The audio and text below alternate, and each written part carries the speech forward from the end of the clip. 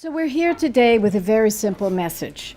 Congress has to pay its bills, just as families pay their bills and just as businesses pay their bills.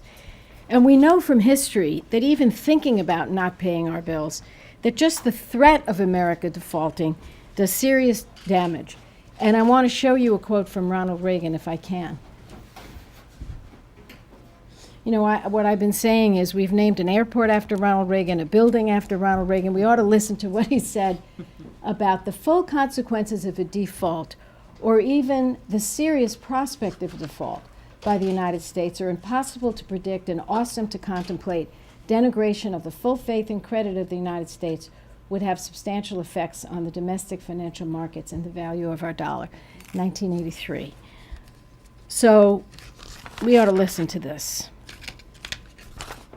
Until recent years, no one considered a default a serious possibility. It was seen as simply too catastrophic. Under Democratic and Republican presidents alike, and under Democratic and Republican Congresses, the debt ceiling has been raised. If I asked you the question, would you know the answer? 70 times, more than 70 times, since 1962. It was raised under Ronald Reagan 18 times.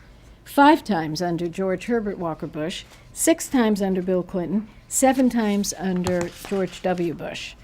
When I served in the House in the 80s, we had a very predictable process for paying Congress's bills because of the Gebhardt rule, named after Dick Gephardt, who some of you remember.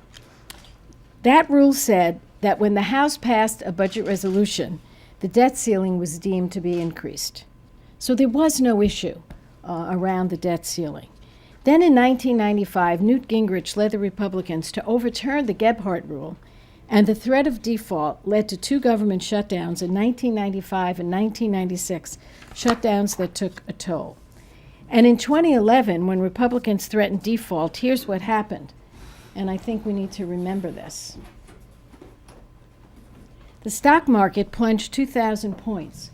Consumer confidence hit a 31-year low. S&P downgraded America's credit rating for the first time in our history, and it cost taxpayers $18.9 billion in higher borrowing costs over 10 years. We saw the same type of damage from this last Republican-sponsored near default and government shutdown. I wish I had brought, you can turn that around, the headline in the USA Today yesterday. I wanted to bring it with me and I forgot. The headline just said, the shutdown really cost us big. And it's true. Treasury short-term borrowing costs surged from near zero to the highest levels since the '08 financial crisis. S&P estimates the government shutdown and near default cost our economy $24 billion. Fitch Ratings put America's credit rating on negative watch because of what it called repeated brinkmanship. So we paid a price for the Republican shutdown and Republicans flirting with default.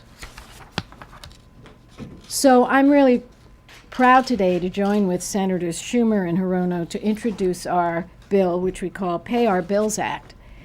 This legislation is based on a plan proposed by Senate Republican leader Mitch McConnell in 2011. And at that time, I wrote a bill, we call it the AAA, Restore the AAA Ratings Act. It's similar to this bill, but with the help of Senator Schumer and Hirono, we've tweaked our bill a little bit.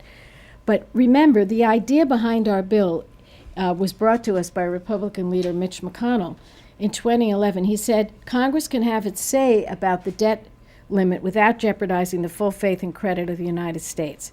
And we're going to vote this afternoon on this very McConnell plan. We're going to vote on it. There's a resolution of disapproval. If you don't move to it, then that's resolved. The debt ceiling will be increased. So we make the McConnell rule permanent, and here's how it works. When our debt comes within $100 billion of the debt limit, the president can send Congress a certification that the debt limit needs to be increased by an amount certain. Then Congress has 15 days to vote on a resolution of disapproval, just like we're doing here in a few hours. This would allow Congress to fully debate and vote on the debt limit. A majority vote would carry in the House and Senate.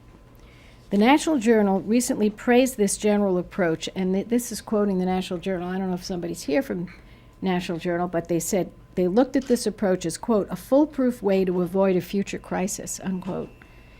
If this bipartisan approach, which that's why we call it bipartisan, because it came from Mitch McConnell, if it provides stability for our economy in the short term, which is what we're doing this afternoon, why not embrace it for the long term? Look, we're just getting out of the deepest recession since the Great Depression. Our economy can't take any of these debt shutdown games.